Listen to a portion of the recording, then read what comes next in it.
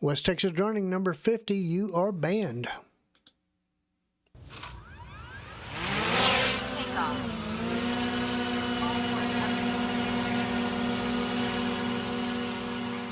How does it feel to be banned, man? The YouTube is abuzz with all the drone content creators talking about the U.S. ban on foreign-built drones. Some say it's a big deal. Some say it's the end of days. Some say, no big problem. Regardless of what their opinion is, it's still a fact. The U.S. says no new approval for any new foreign-built drones or many of their components. I'm wondering, are the old ones still okay? Can I buy a brand new old drone like a Mini 3S, Mini 4S Pro, and Air 3? Can I buy any of those? Or is it only new ones after a certain date? What's the story? I don't know. I guess we'll see on that. Some time ago, I explored the so-called justifications for the ban on DJI drones, and they were forced labor allegations, national security concerns such as data transmission risks as your data is sent to China, the military ties of DJI to the People's Liberation Army, that's the Chinese army, market dominance. 70 to 80% of all consumer-grade drones are built in China by DJI mainly. What about data privacy and surveillance risks? Whose data is stored and where is it stored? Then there's economic and strategic implications. We can't compete with DJI, so maybe we keep them out? I don't know. But now it's not just drones from China. It's drones from anywhere outside the U.S. Like if a company in Japan starts making really good drones, we can't have them. If a company in South Korea starts making really good drones, we can't get them, I guess. So really, are we afraid of all the other countries in the world? Are they all out to get us? Well, just because you're paranoid doesn't mean they're not out to get you. That's for sure. The protectionism aspect seems a bit more likely on the surface. Keep out the competition so we can sell our drones exclusively. Maybe.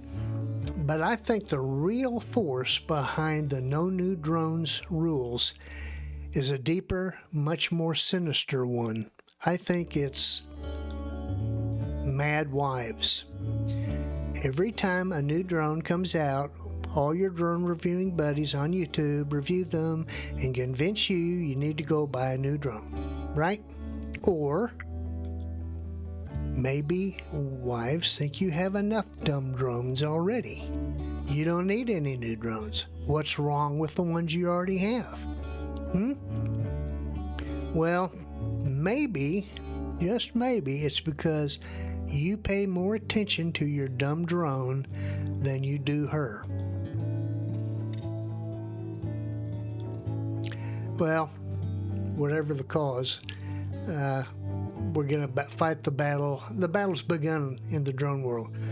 Americans are going to catch up, and we're going to get some really good, high-grade, high-tech drones, consumer drones at reasonable prices for our use for small business, for recreation. We will see. In the meantime, I promised that I was going to do more experiments with my new DJI Neo on my RC2 controller, so let's get into that video.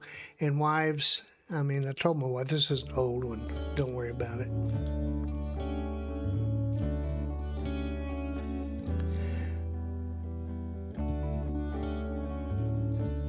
So we're out at the ranch again, doing a takeoff. I'm using the RC2 controller on the Neo 1, and I'm testing out, really this time, some limitations. What's the difference between the Neo and the Mini 3? The Neo is kind of a crippled version of the Mini 3, and we're going to see what aspects make it more crippled over the Mini 3. I started out there by myself. I was minding my own business, flying my drones, and who wanders up to harass me but some hamburgers? Hamburgers and ribeyes on the hoof came up, and they start mooing at me because they think that my pickup is full of cattle feed in the back, and they came up for a free meal because they're too big, fat, and lazy to go out and graze and eat grass like they should. So you can see they're all just standing around looking at me while I kind of do a first circle I've tried with a Neo, but their annoyance kind of distracted me there for a while.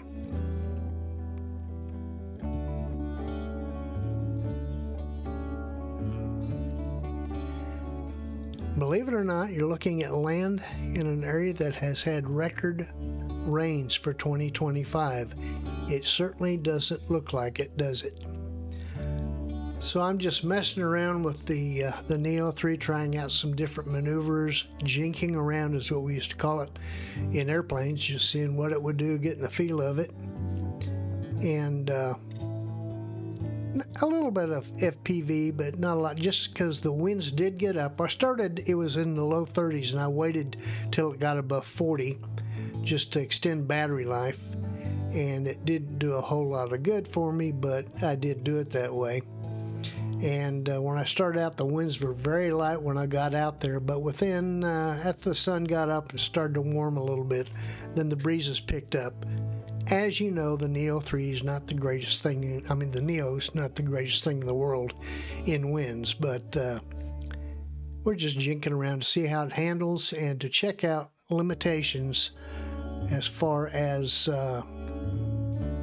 video, battery life, and we're going to talk about those at the conclusion.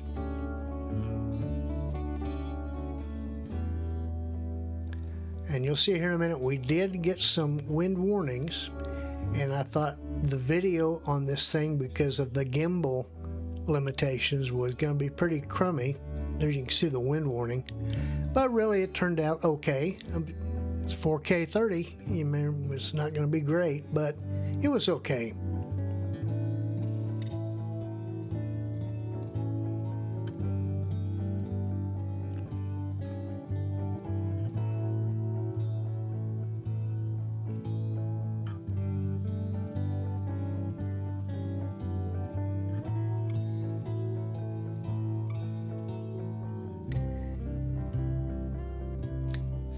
And because I got the wind warning is when I got more than about maybe 20 feet above the ground, I kind of limited a lot of my activities. I didn't do a drone or a rocket or anything using the quick shots. I just flew it manually and tried to see how it would handle and what I could do with it.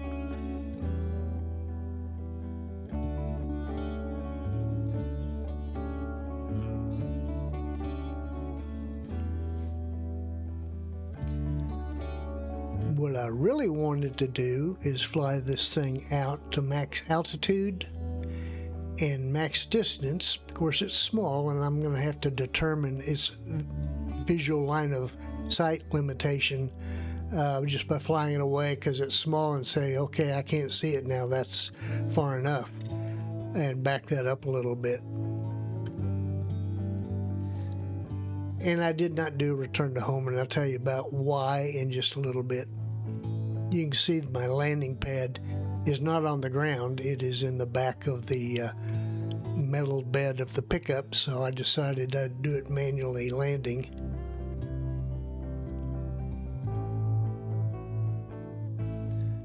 And here I'm executing another circle on my truck. Of course, I am in cine mode, so it's not real exciting, but it is what it is.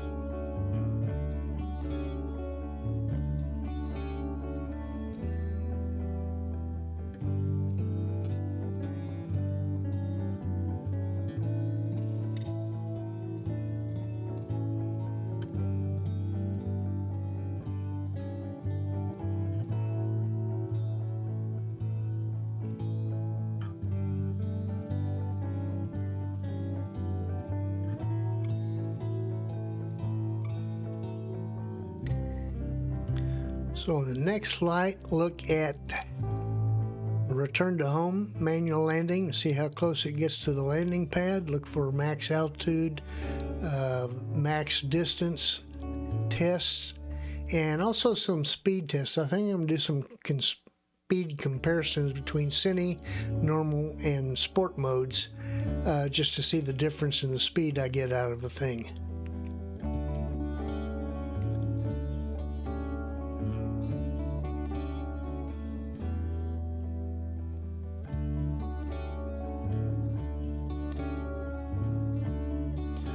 As I said, the landing pad is in the bed of my pickup, because if it was on the ground, one of those cows probably would have either come over and stomped on it, eaten it, or maybe dropped a cow patty on it. And so I put it in the back of the truck, which is magnetically not the best place to do a landing, especially if I was doing a return to home automated landing. So I'm just going to land it myself manually and see how that comes out. And I want you all to marvel at how clean the bed of my pickup is. Just a couple of pebbles there, nothing bad. That's pretty good.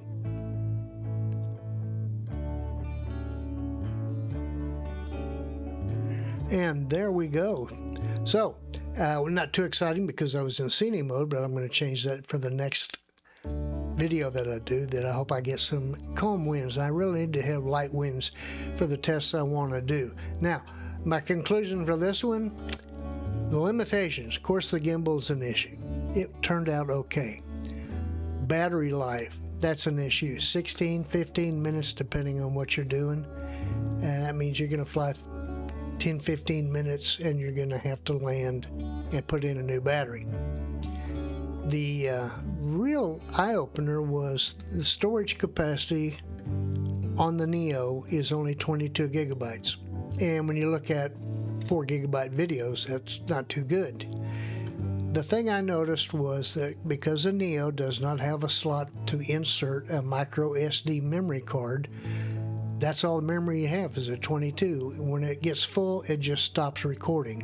And my third video, about 2/3 of the way through the flight, it just gave me a warning and said, I'm done. I can't do anymore. So what that means is if you're out flying your Neo and you want to record a bunch, you're going to have to stop and plug it into a computer or an iPhone or an iPad or something. And you're going to have to download the videos and delete them off of the drone before you can resume video. Now, as it works out, unless you've got a whole pocket full of batteries, it's not going to make any difference because you get about 1 video per battery, and I have 3 batteries with my combo pack. It takes about an hour to charge a battery, so look at flying a while and then waiting an hour to charge your batteries. You got to download the videos, then you can resume your activities. So those are all limitations. It's not quite a crippled Mini 3, but it is crippled, and it could be useful with what you have. In the meantime, it is what it is. I will be demonstrating a FPV goggles and controller when I get those in and I get a visual observer, and we'll try that out. In the meantime, thanks for coming by. Wish you all a Happy New Year. I ask that you like, comment, share, subscribe, support us here, and we thank you for your support. Wishing you a great future ahead, and God bless. Thanks.